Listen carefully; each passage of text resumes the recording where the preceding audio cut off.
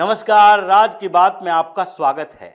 संवैधानिक संस्थानों के ऊपर कब्जा किसका है, ये राहुल गांधी बार बार संसद के अंदर बोलते हैं, संसद के बाहर हर मंच पर कहते हैं। देखो, सारी संस्थानों पर आरएसएस का कब्जा होता जा रहा है। संघ ने अलग अलग संस्थानों यानी एजुकेशनल इंस्टीट्यूशन में वीसी संघ के बन रहे हैं। जुडिशियरी पर संघ का आधिपत्य हो रहा है, सारे जज संघी हो रहे हैं। और दूसरी तरफ चुनाव आयोग से लेकर दूसरे जो शैक्षणिक संस्थानें हैं, सब जगह संघ के लोग बैठे हैं। और अब ये संविधान की सुरक्षा का समय है, लेकिन वास्तविकता क्या है ये तो सामने में दिख रहा है। जुडिशियरी पर कैसे ये लेफ्ट और कांग्रेस का आधिपत्य है, अभी भी इन जजों के दिमाग में क्या चलता है, और कैसे ये जिस तरीके से मुस्लिम अपीजमेंट की पॉलिटिक्स चलती है, मुस्लिम अपीजमेंट वाले डिसीजन कोर्ट में लिए जाते हैं तो कोई भी हंगामा नहीं होता। लेकिन जैसे ही एक हिंदुओं की बात करने वाला जज सामने आ गया, जैसे ही कोई हिंदुओं के समर्थन में फैसला आ गया, पूरा सिस्टम झकझोर देता है। कभी ओपन लेटर लिखे जाते हैं और कभी महाभियोग का प्रस्ताव संसद के अंदर लाया जाता है। अभी फिर से महाभियोग का प्रस्ताव लेकर आए ये इंडी अलायंस की पार्टनर पार्टियां, सारे सांसदों को इकट्ठा किया गया। डीएमके ने इनिशिएट किया, अखिलेश यादव उसके पीछे पीछे चल दिए, जबकि अखिलेश यादव को कोई लेना देना नहीं है तमिलनाडु से, तमिलनाडु के हाई कोर्ट के जज से, उनके फैसलों से, और वहां पर मुसलमानों की परेशानियों से, और उसके कारण हिंदुओं का प्रोटेस्ट जो हो रहा है उससे कोई लेना देना नहीं है। फिर भी अखिलेश पीछे पीछे चल देगा। शिवसेना यूबीटी आजकल उसी रास्ते पे चल रहा है। और सीपीएम सीपीआई की बात तो छोड़ दीजिए, इन वामपंथी पार्टियों ने तो शुरू से ही जुडिशियरी में बैठे हुए उन जजों के दिमाग में वैसा जहर भर दिया कि अगर आपको निष्पक्ष दिखना है तो हिंदुओं के खिलाफ फैसले दो, मुसलमानों के समर्थन में फैसले दो, गरीब दलित बताकर मुसलमानों की सुरक्षा करते रहो, चाहे वो माफिया ही क्यों ना हो, चाहे उसने कितना भी हिंदुओं को दबाकर क्यों न रखा हो, चाहे वक्फ बोर्ड के मुद्दे पर ये लोग वक्फ की प्रॉपर्टी को अपने कब्जे में करके हिंदुओं की संपत्तियां लूट रहा हो, उनके खेत खलिहान पर कब्जा कर रहा हो, गांव का गांव हड़प रहा हो, लेकिन आपको ये दिखाना है कि ये अल्पसंख्यक समुदाय है। जब उस रास्ते पे चलता है कोई समस्या नहीं होती, लेकिन जैसे ही कुछ अलग हुआ उसके बाद ये वाइब्रेट हो जाते हैं। यही सीजेआई सूर्यकांत जब नुपुर शर्मा के खिलाफ फैसला दिए कि नहीं नहीं, आपके कारण ही पूरा देश जल रहा है। क्यों? क्योंकि नुपुर शर्मा ने एक टिप्पणी की थी और वो टिप्पणी मुसलमानों को पसंद नहीं आई। सरतन से जुदा गैंग एक्टिव हो गया और उसको जुबैर ने जिस तरीके से प्रोपगेट किया, उसके खिलाफ जब याचिका गई तो यही जस्टिस सूर्यकांत ने उसकी याचिका को एक्सेप्ट कर लिया कि अलग अलग जगहों पर इसके खिलाफ मुकदमे नहीं होंगे, सारे मुकदमे दिल्ली में ही होंगे। जमानत भी दे दी गई और एंटीसिपेटरी बेल नहीं, बल्कि भविष्य में अगर कोई भी मुकदमा इस मामले में हो तो उसे बेल माना जाएगा। ये धारणा थी। ये सीजेआई अभी बने हुए हैं सूर्यकांत, उस समय जस्टिस सूर्यकांत थे।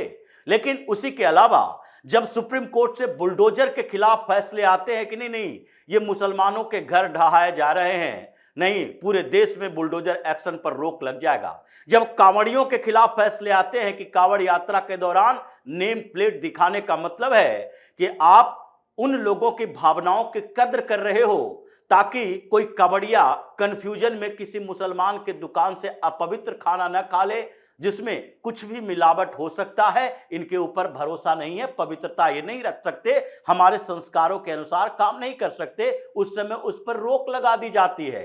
कोई बवाल क्रिएट नहीं होता। जब यही सुप्रीम कोर्ट से अलग अलग जगह पर ये चल रहे घुसपैठियों के खिलाफ एक बात कही जाती है, ये सीजेआई सूर्यकांत ने कहा कि नहीं देखिए, ये जो घुसपैठिए हैं उसके लिए हम रेड कारपेट नहीं बिछा सकते, तो उस समय ये परेशान हो जाते हैं। उन्होंने जैसे ही एक टिप्पणी की कि जो बाहर से सुरंग बनाकर आया है वो क्या यहां पर बैठा रहेगा? उसे डिटेंशन कैंप में ही भेजा जाएगा, उसे डिपोर्ट किया जाएगा। मानवाधिकार की दुहाई दिए जाने लगे और सैकड़ों पूर्व जज हाई कोर्ट के, सुप्रीम कोर्ट के, इन लोगों ने ओपन लेटर लिख दिया कि नहीं, सुप्रीम कोर्ट के चीफ जस्टिस को ऐसी टिप्पणी नहीं करनी चाहिए क्योंकि वो शरणार्थी हैं। जबकि ये कहा गया कि शरणार्थी हमने माना ही नहीं, पॉलिटिकल असाइलम दिया ही नहीं, तो वो शरणार्थी कैसे हो जाएगा? इलीगल तरीके से आया है, घुसपैठिया ही हो सकता है। लेकिन ओपन लेटर लिखे जाने लगे, विपक्ष एक्टिवेट हो गया। इनकी औकात भले ही न है कि इस मामले में महाभियोग का प्रस्ताव ले आए, नहीं तो ले आते। ऐसी स्थिति थी। ये कैश कांड वाले जस्टिस यशवंत वर्मा पर इन लोगों के डुअल मानसिकता रही। लेकिन उसी समय एक जस्टिस शेखर कुमार यादव थे। शेखर कुमार यादव वो व्यक्ति जिन्होंने कहा था कि ये जो मुसलमानों के अंदर ये पर्सनल लॉ है, पर्सनल लॉ के कारण बड़ी समस्याएं आती हैं। आपको देश में देश के कानून के अनुसार रहना पड़ेगा। और ये कठमुल्ला शब्द का उपयोग उन्होंने किया था कि कठमुल्ला के कारण परेशानियां बढ़ती है, यूनिफॉर्म सिविल कोड आना चाहिए। अब ये कार्यक्रम में उन्होंने बोल दिया, इसके कारण उनके खिलाफ महाभियोग प्रस्ताव लाया गया कि नहीं नहीं, ये कैसे कठमुल्ला शब्द का उपयोग कर सकता है। ऐसे ही हैदराबाद में एक जज ने बोल दिया कि क्या ये मुस्लिम मोहल्ले जहां पुलिस जाने से कतरा रही है, क्या ये पाकिस्तान की तरह हो गया है? उस पर ये लोग भड़क गए और उसी तरीके की एक और बात सामने आ गई है। अभी 120 सांसद, इंडी अलायंस के 120 सांसदों का हस्ताक्षर लोकसभा में स्पीकर के चैंबर में लीड करने के लिए कौन पहुंची? प्रियंका वाड्रा। साथ में स्टालिन की ये बहन कन्नी मुज्जी थी डीएमके के तरफ से। अखिलेश यादव भी साथ साथ चल दिए, वो भी वहां पर जाकर महाभियोग प्रस्ताव GR Swaminathan, justice GR Swaminathan के खिलाफ देने के लिए पहुंच गए स्पीकर ओम बिरला के पास। 120 सांसदों का दस्तखत लेकर यह हस्ताक्षर क्यों किया गया? जीआर स्वामीनाथन को हटाने का लिए महाभियोग क्यों लाया गया? यह अभी चर्चा नहीं हो रही है। पीएम मोदी गुस्से में हैं। इन 120 सांसद जो एंटी हिंदू गैंग के हैं और ये सारे इंडी अलायंस ने जिस तरीके से उनके खिलाफ महाभियोग लाया है, ये शेखर कुमार यादव की तरह ही है।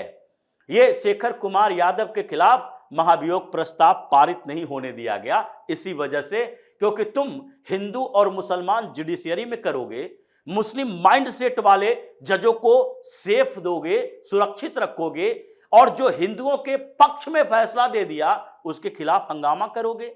यही स्थिति हो गई। जीआर स्वामीनाथन वो जज हैं जिन्होंने तिरुपरमकुंद्रम, एक जगह है वहां पर एक मंदिर है और उस मंदिर में दीप मंडप है जहां पर दीपक जलाने की बात हो रही थी कि हर साल आयोजन किया जाता है, वहां दीपक जलाया जाएगा। लेकिन उसी के पास एक दरगाह है और दरगाह के प्रबंधन कमेटी, मैनेजमेंट कमेटी की तरफ से यह आपत्ति दर्ज की गई थी कि अगर तिरुपरमकुंद्रम मंदिर के पास वहां पर दीपोत्सव मनाया जाएगा तो हमारी धार्मिक भावनाओं को ठेस पहुंचेगा, हमें परेशानी होगी। ये धार्मिक भावना की बात इसके लिए तो हो ही नहीं सकती, ये मजहबी लोग हैं, मजहबी भावना ही बोलना चाहिए। लेकिन फिर भी हर जगह धार्मिक भावना इनके लिए बात की जाती है, तो धार्मिक भावना को ठेस पहुंच रहा है, हमारे मजहब खतरे में आ जाएगा। हम कैसे उस दरगाह पर उस समय जाएंगे जब वहां दीपोत्सव का आयोजन किया जाएगा और वहां भजन कीर्तन चलेंगे। ये कार्तिकेय दीपोत्सव में दीपक कैसे जलाए जा सकते हैं, इसको लेकर कोर्ट में मुकदमा चल रहा था, याचिका दायर की गई थी। और डीएमके की सरकार, ये डीएमके की सरकार कह रही है इनके धार्मिक भावना तो ठीक है, उसके अलावा भी दिक्कत है, क्योंकि इससे धार्मिक भावना को ठेस पहुंचेगा, परेशानी पैदा हो जाएगी, तो लॉ एंड ऑर्डर के सिचुएशन क्रिएट हो सकते हैं। ये एडमिनिस्ट्रेशन उसको कंट्रोल नहीं कर पाएगी और इसी वजह से ये हाई कोर्ट के जज जीआर स्वामीनाथन जो इस मामले की सुनवाई कर रहे थे, उन पर दबाव बनाया गया कि नहीं नहीं, आप दीपोत्सव के लिए दीपक जलाने का आदेश मत दीजिए, क्योंकि यहां पर दंगा हो जाएगा दीपक जलाने के आदेश से।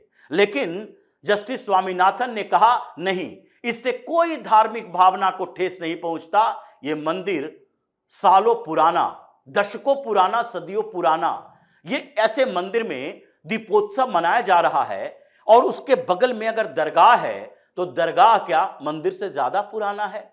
दरगाह में आने जाने वाले लोगों, ये मुसलमानों की धार्मिक भावनाएं अगर उसको ठेस पहुंचता है तो इसमें हिंदुओं की क्या गलती है? उन्होंने आदेश पारित किया कि नहीं, यहां पर दीपोत्सव मनाया जाएगा। अब मनाया जाएगा तो उसके बाद हंगामा खड़ा हो गया। मुसलमानों ने चैलेंज किया। चैलेंज कोर्ट में नहीं किया, उसके फैसले को लेकर डबल बेंच में नहीं गए, बल्कि वो चैलेंज किया सरकार के पास कि अगर तुमने ये व्यवस्था लागू कर दी तो फिर हम तो सड़क पर उतर आएंगे। तो डीएमके, ये स्टालिन की सरकार, ये तो ऐसे भी सनातन विरोधी है।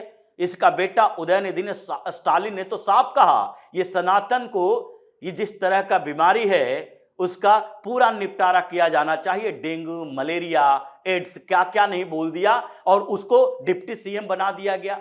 ये सनातन विरोधी परिवार, इसने कहा नहीं, ये प्रशासन के अनुकूल नहीं है, हम वहां कंट्रोल नहीं कर पाएंगे, इसलिए दीपोत्सव नहीं मनाया जाएगा। हंगामा चल रहा है, हिंदू संगठन सड़क पर आ गया और हिंदू संगठनों ने भयंकर विरोध प्रदर्शन किया। अब ये जो विरोध प्रदर्शन हो रहा है हिंदुओं का कि कोर्ट के फैसले के बावजूद दीप नहीं जलाने देंगे तो फिर हम तो सड़क पर हम भी आएंगे, क्या हमारा अधिकार नहीं है? केवल मुसलमानों के दबाव में आकर तुम हमारे दीप जलाने के अधिकार को भी छीन लोगे। इसके कारण जब हंगामा खड़ा हुआ तो यह संसद में अपनी कॉन्स्पिरेसी करने लगा। इसने जस्टिस जीआर स्वामीनाथन के लिए इकट्ठा करना शुरू किया एनडी ब्लॉक का। यह अभी तक संसद में हंगामा नहीं चल रहा, इस मुद्दे पर चर्चा नहीं हो रही है और न ही मीडिया वाले इसे दिखा पा रहे हैं, क्योंकि ये पूरा का पूरा एंटी हिंदू गैंग है और हिंदू के समर्थन में फैसला देने वाला एक जज को कैसे कुर्सी से हटाने की तैयारी चल रही है। इसके लिए 120 सांसद स्पीकर के पास चैंबर में वो दस्तखत लेके प्रियंका वाड्रा, अखिलेश यादव, कन्नी मोजी और ऐसे दूसरी पार्टियों के सांसद पहुंच गए। वहां पर जाकर कहा कि ये मामला है, धार्मिक भावनाओं को ठेस पहुंचाया है, हंगामा चल रहा है, इनके खिलाफ महाभियोग का प्रस्ताव आना चाहिए, जस्टिस जीआर स्वामीनाथन को हटाया जाना चाहिए। यह है इनका, ये जो पूरा निष्पक्षता की बात, संवैधानिक संस्थानों पर कब्जा किसका है ये तो दिख रहा है। सुप्रीम कोर्ट में 34 जजों में से एक भी जज ऐसे नहीं है जो कि हिंदुओं के समर्थन में एक पुरजोर तरीके से कोई फैसला दे सके। एक भी जज ऐसे नहीं है जो डटकर कह सके नहीं, ये हिंदुओं के संवैधानिक अधिकारों की सुरक्षा के लिए फैसला दे रहे हैं, नहीं, लेकिन ये दरगाह बचाने, मस्जिद बचाने के लिए फैसला दे देंगे। संभल में विवाद हुआ, पूरी सुनवाई रोक दी गई कि नहीं, आगे सर्वे भी नहीं होगा। अभी ज्ञानवापी का मामला ऐसे ही अटका है, काशी मथुरा की बात तो छोड़ दीजिए। ये सारे के सारे स्थितियां ऐसी है कि हम कोर्ट में चक्कर काटते रहते हैं, हमारी सुरक्षा नहीं होती, और जो हमारे पक्ष में कोई बात कर दिया जज, उसको हटाने के लिए महाभियोग लाया जाने लगता है। यह स्थिति भारत की सेकुलर देश की है, सेकुलर स्टेटस की है और सेकुलर पार्टियों की है कि सेकुलरिज्म इनका मुस्लिम अपीजमेंट से चलता है। हिंदुओं के समर्थन की बात ये सोचते नहीं, हिंदुओं को तोड़ो मरोड़ो, उसको जातियों में बांटो, जातीय पॉलिटिक्स करो। सारी रीजनल पार्टियां ये जातीय आधार पर पॉलिटिक्स करेगी। हिंदू जब एक होने लगेगा तो हिंदू पोलराइजेशन की बात करेगी। यही चल रहा है सुप्रीम कोर्ट में, हाई कोर्ट में, संसद के अंदर इनकी सारी कॉन्स्पिरेसी ऐसे ही चल रही है।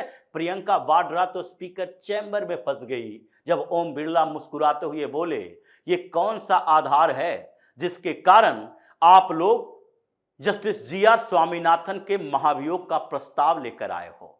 ये परेशानी, ये बेशर्म लोग हैं। ये लोग कभी भी सीधे तौर पर आकर चैलेंज करके डिबेट नहीं कर सकते इन मुद्दों पर। इसलिए चाहे इलेक्टोरल रिफॉर्म हो या फिर एसआईआर के मुद्दे से लेकर वंदे मातरम का मुद्दा, ये सारे लोग भागते फिरेंगे, हंगामा करेंगे, कभी ये साबित नहीं होने देंगे कि हम सही में एंटी हिंदू हैं, बल्कि ये कंफ्यूज करके रखेंगे। इसीलिए कहा जाता है बाहरी दुश्मनों से निपटना तो आसान है, जो स्पष्ट तरीके से दिख रहा है हमारा दुश्मन है, लेकिन अंदर बैठे हुए वो गद्दार गैंग से निपटना बड़ा मुश्किल हो रहा है, क्योंकि लोगों को ये समझ नहीं आ रहा कि ये लोग कैसे खोखला करते जा रहे हैं, सनातन संस्कृति को हमारे खिलाफ काम कर रहे हैं और देश का भी वैसे ही नुकसान कर रहे हैं। तो इसी तरह की खबरों के साथ फिर से हाजिर होंगे, तब तक के लिए बने रहिए हमारे साथ और देते रहिए हमें सहयोग, ताकि इसी तरह की खबर हम आपके लाते रहें। धन्यवाद।